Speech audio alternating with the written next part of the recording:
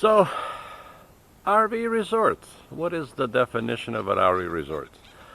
I've noticed lately, of the last couple of years, especially since COVID, there's a lot of misinformation and renaming things that should not be called certain things. So,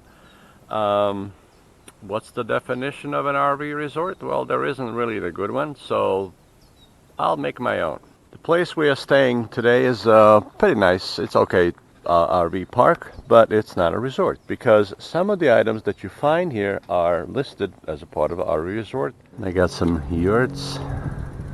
These may be nice, but again, this is not what we expect in the RV resort. There are also some, I suspect, refurbished old trailers from 50s, 60s, and 70s. Again, not expected in the RV resort. This park also has tent area. Again, should not be part of the RV. A small deli area which is not open most of the time. I noticed they have some overpriced ice cream cones. Recreation activities include this beach volleyball court, a swing, a playground for the kids, and the pool that is actually closed right now. One of the resorts, part of their marketing was they listed they have 3 dumpsters. So you can dump all your trash in those 3 dumpsters. Also, this park has no restrictions on size, type, or age of the RV that you can park here. So, since I'm a participant in the economy and a participant in the RV adventure world, I feel an obligation to create this content to give you some heads up what and what not. So, to begin with, when I'm at the RV resort, I expect my site to fit. I expect that the site is leveled, that the trees are trimmed, and that I can actually back in and park and connect the utilities. I was sent to this site without any guide or just told this is your site, you go to it. I learned enough in the past that I do not take advice or recommendation, or I just don't drive up to the site because there's someone at the counter at the desk told me this is your site, just drive up to it. I learned enough, unless you own the big coach and actually drive one, you don't know what you are talking about for the most part because you don't see things the way I see it. So the site that is too uneven, the low trees, not long enough, all those things are lessons that I've learned that I don't trust somebody just send me to the site. So maybe heads up to the owner of these so-called RV resorts. You have my information, whether I filled it out online or I made a reservation by phone, so you know what I'm driving. There is a big difference between driving a 29-foot trailer and Class C or B class RV. If I tell you that I'm 45 foot long, I expect that actually the coach can fit in the space.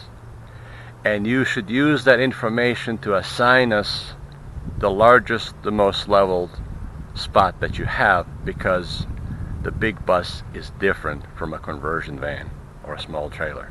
So, but anyway, so because the resort kind of indicates a luxury, an upper level, a skybox of watching the game, let's say, you expect certain things. You expect your pad to be leveled. The gravel and dirt doesn't qualify in any resort that I've been. So the one way to look at this is, for example, in the real estate. If you bought a house that you thought had 2,500 square feet because that's what your broker told you, it turns out that's a 1,800 square foot house, you would be suing someone, and in all likelihood at least that broker will lose his license because he told you that something was $2,500 and it turns out that it wasn't. The same thing here. If you are paying the price of an RV resort and you're just getting an RV park, the only way to adjust that. How do we fix this misclassification? Well, we give them ratings. So when I find a place that calls itself an RV resort, I rate it based on that.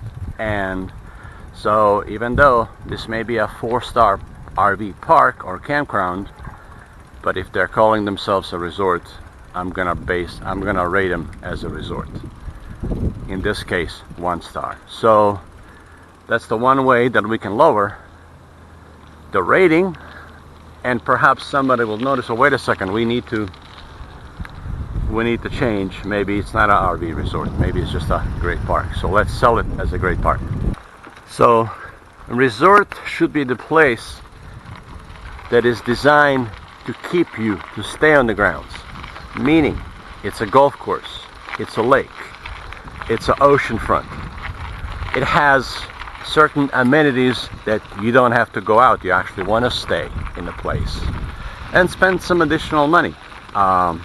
A large proper swimming pool, heated pool so you can do lap swimming, a fitness center, actually well-staffed fitness center, a nail salon, hair salon, the massage, places like this, bar at the minimum, working bar, maybe a restaurant on site, things like this that will keep you in place to enjoy. You don't have to go through the gate, you don't have to go outside and look for food, look for certain amenities, but when you don't have those, you're not a resort. Resort needs paved roads, landscape. This place has a natural landscaping, meaning there are trees, shrubs, there's no flowers or any type of landscaping that anybody doing. But at minimum, your landscaping needs to include trimming of branches and shrubs and leveling the site. But the gravel sites like this are just not going to cut it. Hope you enjoyed this video. Don't forget to subscribe, and thanks for watching.